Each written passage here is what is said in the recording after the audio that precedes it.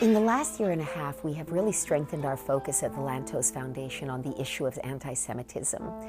Not primarily because of my father's role as the only Holocaust survivor ever elected to Congress, but frankly because of the very disturbing resurgence of open, virulent anti-Semitism around the world, but particularly in Europe.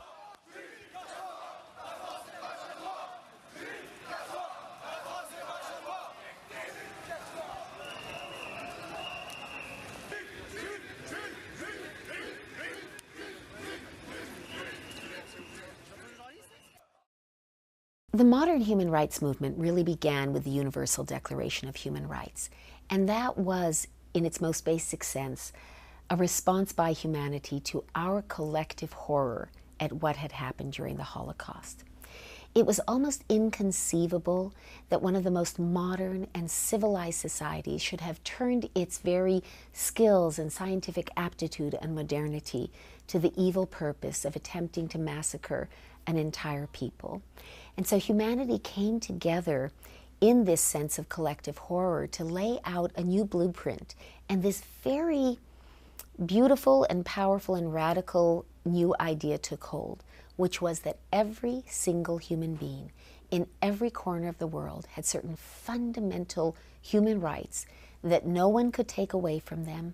Didn't depend on whether you were rich or poor, what country you came from, what color you were. You had certain fundamental rights.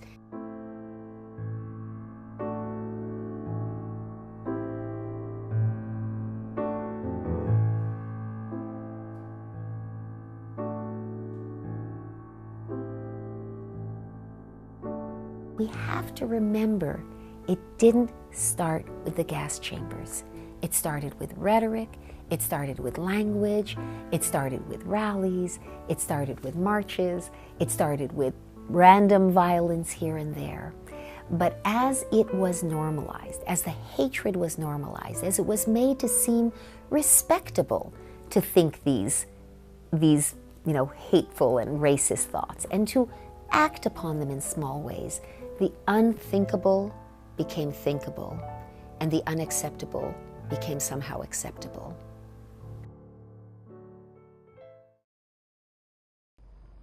طيب على العموم يا روان انا بقول له يمسك حجر ولما يجي اليهود عنده يمسكوه وبوم. طبعا الجيران اليهوديين عادي يطبش عليهم لو كانوا يهود، يعني جيرانه او صهاينه عادي. مين عمه؟ احمد. هو شرطي؟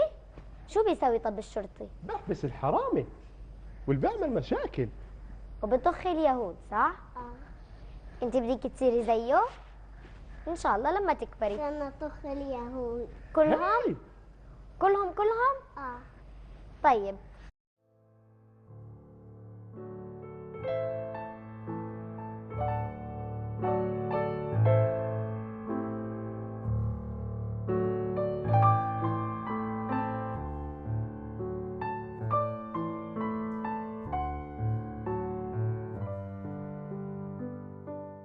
The concept is simple.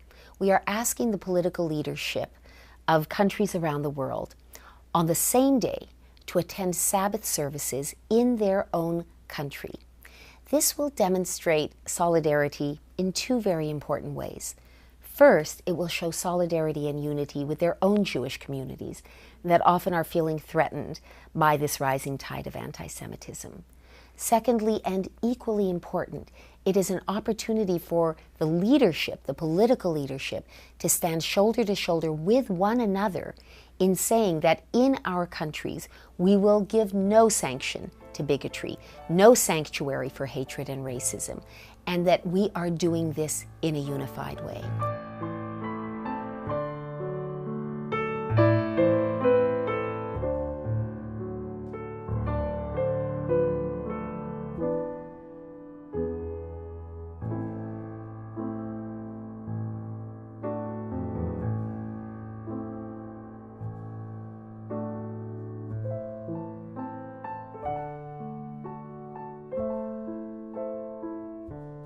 it was a moment when the things we work on overseas most of the time suddenly came very close to home.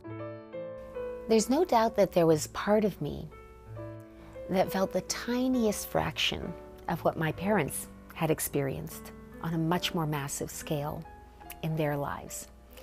And really, for the first time, the thought crossed my mind, maybe there's somebody right here in my home community that is targeting me, that is trying to send a message that I'm not wanted here.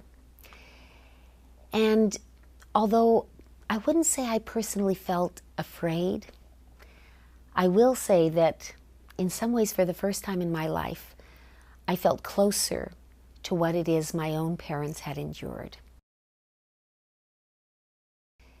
Never again, a phrase we're all familiar with, is very powerful, but in some senses it expresses a hope and an aspiration.